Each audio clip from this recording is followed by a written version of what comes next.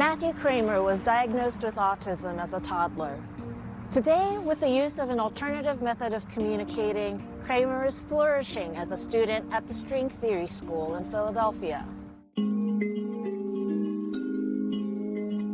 Philadelphia Performing Arts is a STEAM model, which means it's fully arts, fully STEM, and basically when you take the word STEM, which is science, technology, engineering, and math, and you add arts to it, you come up with the term STEAM. It is a K-12 school now and the largest single charter school in Philadelphia with over 2,500 students.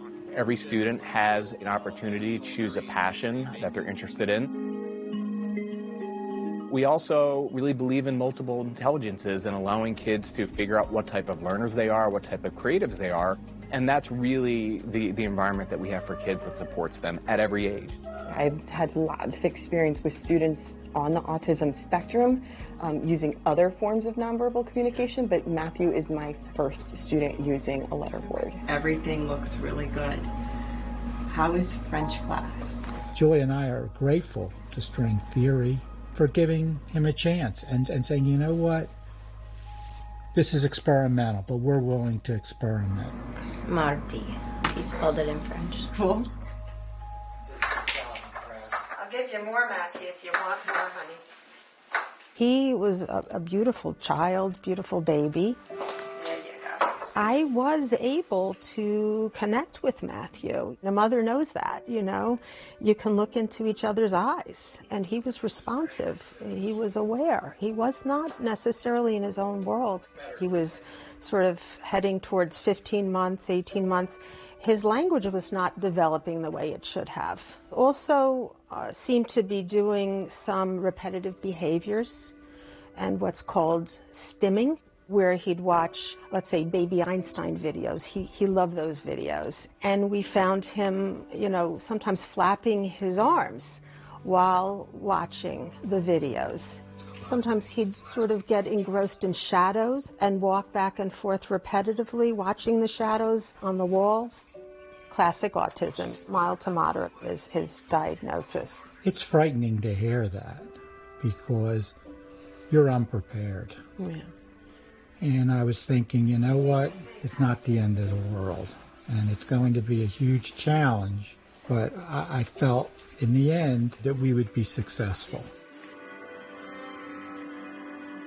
Bye, Mommy. Bye, I love you. Mwah. I love you, child.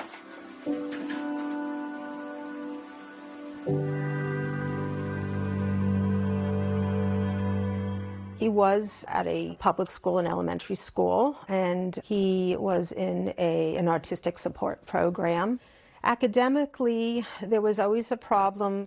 Our speech pathologist had said to me, I have another client who has had tremendous success with a program called Spelling to Communicate. And we went down to Virginia to Growing Kids Therapy Center and met with Elizabeth Vossler, who is the person who basically has developed this methodology for communication. Dee, move that arm, elbow out. And she started by having him spell her name, spell out Elizabeth on the letterboard.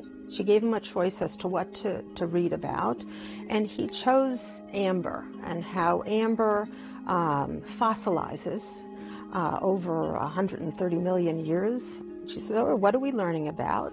And she gave him the pencil, and he spells out amber. She also said, and Matthew, what's happened to the resin over time? And he spells out fossilized. I said, can someone be intellectually disabled if they're answering these questions? And she looked at me and she said, no. I went to the special ed administrators and I said, you have to let him use this letterboard in school. The reaction was, quite honestly, he couldn't use the letterboard in school because it was not a scientifically proven technique.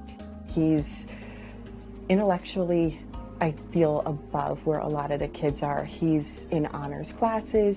He's come up with proofs in ways that I don't even think of sometimes. He's looking for different ways because of the way his brain is viewing things versus the way that the majority of my other math students and myself are viewing things. He participates constantly. He's always on top of all of his assignments, so he's a very positive presence in the class. I love having him in the class. Kids actually go to him and ask him for help instead of going to a teacher because he's just so kind and will help a lot of other students. Bye. Bye.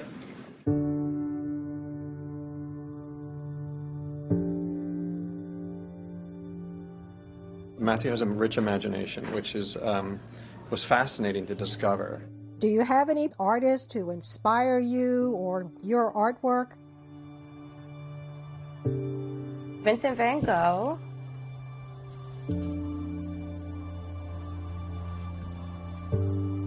Because his art always has